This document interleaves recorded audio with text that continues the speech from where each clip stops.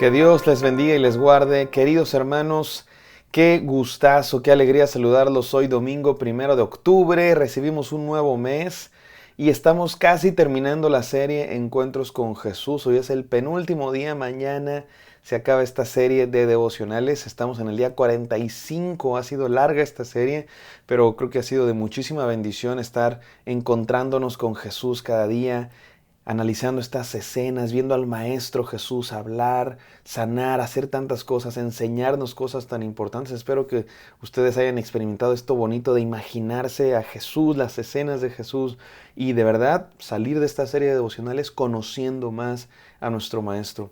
Hoy vamos a ir al capítulo 20 de Mateo y se llama este devocional Liderazgo de Servicio, Liderazgo de Servicio. Ayer terminamos el capítulo 19 con la historia del joven rico. Hoy vamos a ir al capítulo 20. Nos vamos a saltar los primeros versículos porque es una parábola. Ya dijimos que en alguna ocasión vamos a hacer una serie de las parábolas de Jesús, específicamente dedicada a todas las parábolas de Jesús. Hoy vamos entonces a ir a uno de los últimos encuentros con Jesús antes de su última semana, la semana que lleva a la crucifixión, que esa semana también la dejaremos para otra serie de devocionales, que la vida de Jesús es tan rica en enseñanzas que podemos estar toda la vida y no terminamos de conocer cada día más a nuestro Maestro. Hoy vamos a ir a una enseñanza muy importante de Jesús cuando sus discípulos le hacen una pregunta que denotaba un poco de soberbia en su corazón. Así es que vamos a ver lo que le preguntan a Jesús y cómo responde él.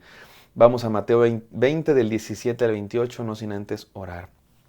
Gracias, buen Señor, por este devocional. Gracias por esta serie en la que hemos podido conocer mejor a ti, Señor, conocerte mejor a través de tu Hijo Jesucristo, que eres tú en persona, Señor, encarnado en este mundo para darnos salvación, para enseñarnos los caminos que debemos seguir. Háblanos, te lo pedimos hoy, Señor, en el santo nombre de nuestro amado Salvador Jesús. Amén. Amén, amados hermanos. Vamos a Mateo 20, 17 al 28. Dice así la palabra de Dios.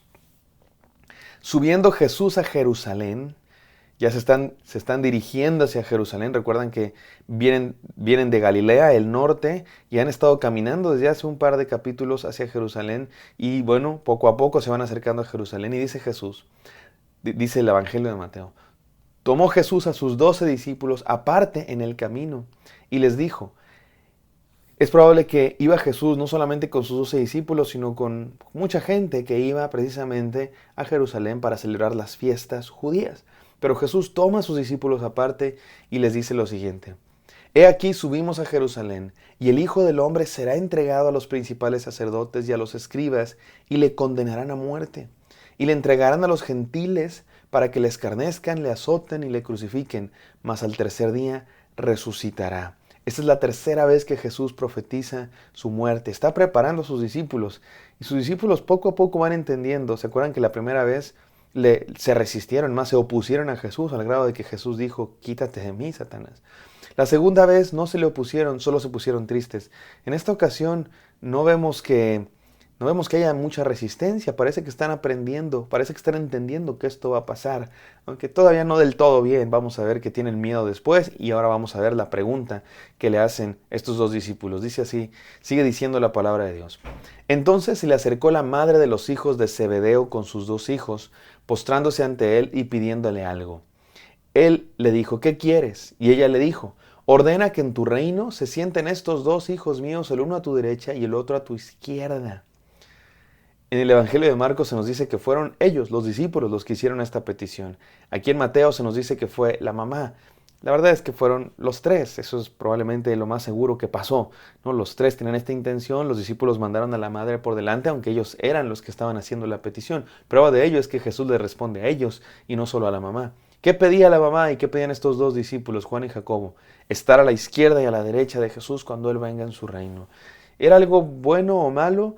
Pues probablemente era algo, de cierta manera, era algo que representaba que creían en Cristo Jesús, que reconocían que Cristo Jesús es el Rey de Reyes, Señor de Señores, y que creían en su palabra.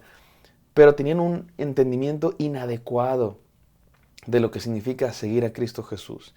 Y Jesús nos va a hablar entonces del liderazgo de servicio, de la humildad, que es lo que nos viene hablando desde hace 2 capítulos. Todo su camino hacia Jerusalén, la enseñanza principal de Jesús, digamos que la serie de sermones de Jesús, por decirlo de alguna manera, en este camino hacia Jerusalén es la humildad, es la humildad.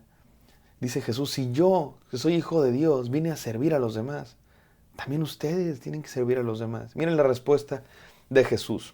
Versículo 22. Entonces Jesús respondiendo dijo, ¿no saben lo que piden? ¿Pueden beber de la copa que yo he de beber y ser bautizados con el bautismo con el que yo soy bautizado? Para nosotros puede ser confuso. ¿Qué es eso de la copa? ¿Qué es eso del vaso y el bautismo? En aquella época se había entendido perfecto, porque era una manera de hablar del sufrimiento. La copa se refería al sufrimiento de uno, como hoy día decir la cruz. En aquel entonces no había ocurrido la cruz, ¿no? No era una manera de hablar, como hoy decimos, la cruz que me tocó cargar. Porque ahora ustedes y yo vivimos después de Cristo, cuando entendemos lo que es la cruz, el sufrimiento. En aquella época se utilizaba la copa para hablar de el sufrimiento, las cosas por las que uno tiene que pasar que no son agradables. Jesús les dice, ¿ustedes pueden beber de esa misma copa? Jesús acaba de decir, yo voy a ir a Jerusalén, me van a matar. Y aquellos dos dicen, queremos estar a tu derecha y a tu izquierda. Y Jesús dice, ¿qué no entienden? ¿A poco van a beber ustedes de la misma copa que yo bebo? Y los discípulos, todavía sin entender, dijeron, podemos. ¿Y por qué digo sin entender? Porque lo que va a sufrir Jesús es algo único, algo único. Ninguno de nosotros podría haber hecho lo que Jesús hizo. Morir en la cruz, que no solo fue morir en la cruz, pagar el pecado de todos. En la cruz Jesús no solamente fue crucificado materialmente, físicamente hablando, en el sentido de clavado, pues sí, pena de muerte, lo mataron. No, en la cruz Jesucristo pagó el castigo, recibió la ira de Dios para que ustedes y yo no tengamos que recibirla, para que podamos tener salvación. Yo no hubiera podido hacer eso, ni tú ni nadie.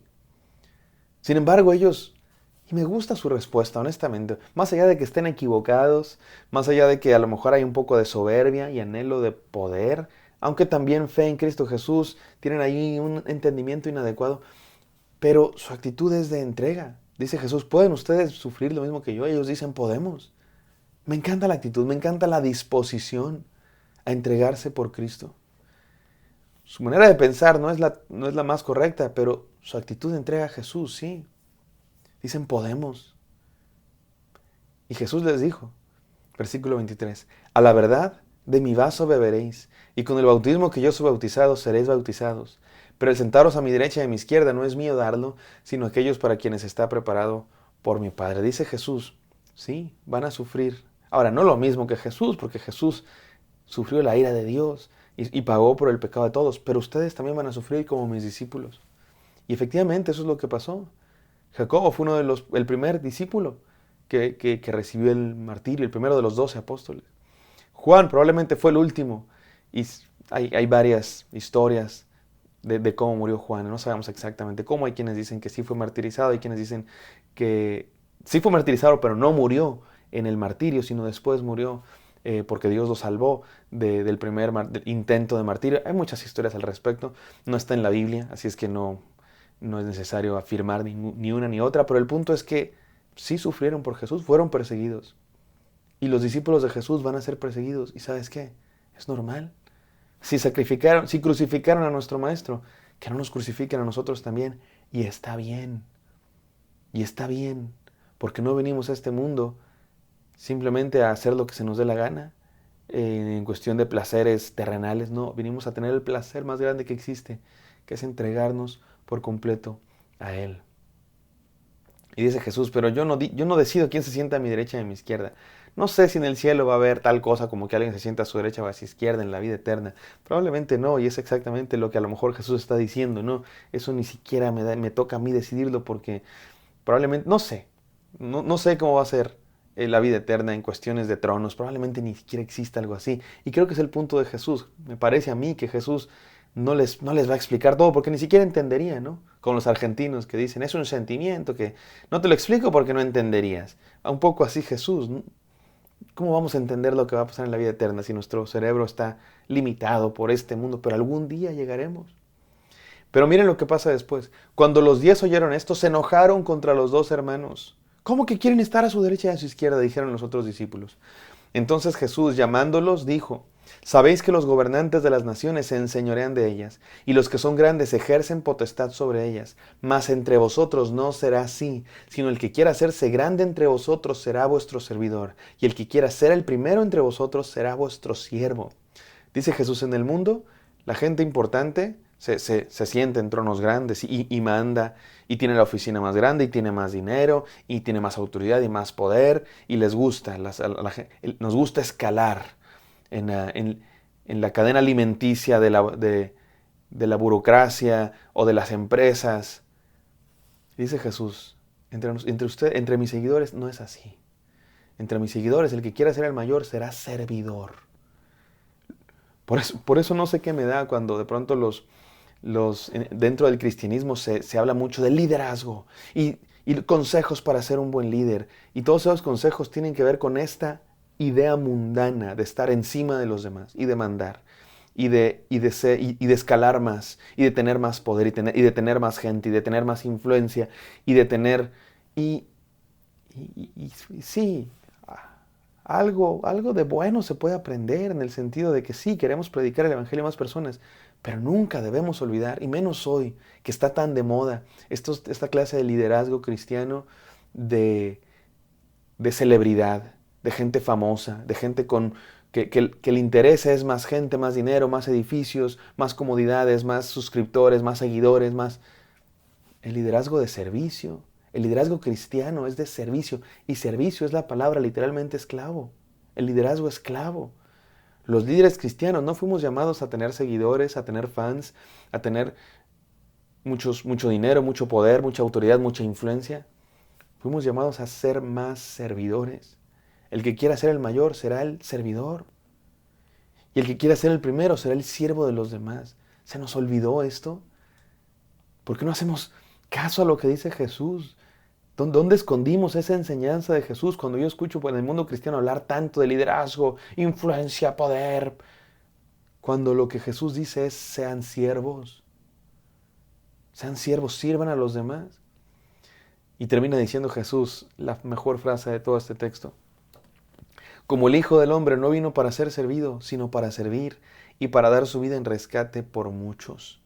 Es maravilloso esto. Si Jesús no vino para servir, si el Hijo de Dios, el más poderoso, el más importante, el que debería tener más autoridad, no vino para ser servido, vino para servir. Y lo vemos inclinándose para lavar los pies de sus discípulos.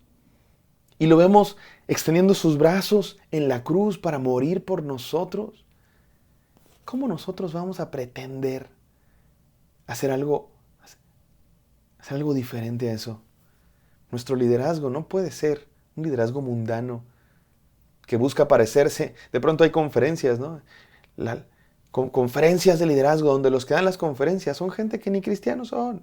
Empresarios que tienen mucho dinero y anhelamos aprender de los empresarios. No, aprendamos de Jesús, que se humilló para servir a los demás y dar su vida en rescate por muchos. No tengo tiempo para las enseñanzas, solo se las digo. Número 1, un líder está entregado por completo a la causa del reino, como los discípulos que, más allá de su pregunta incorrecta, estaban dispuestos a morir. Número 2, un líder busca la gloria no busca la gloria y el poder, sino servir a los demás. Un líder cristiano no busca la gloria del poder, sino servir. Y número 3, un líder sigue el ejemplo de Jesús, que se entregó por completo y dirige con el ejemplo. Un líder no manda, no ordena, un líder va adelante dirigiendo con el ejemplo. Seamos esa clase de líderes cristianos que sirven. Gracias, Padre Santo, por este devocional que nos desafía a recuperar el modelo de liderazgo de Jesús, no el del mundo, Señor, no el de los empresarios, de las grandes corporaciones de este mundo, el de Cristo.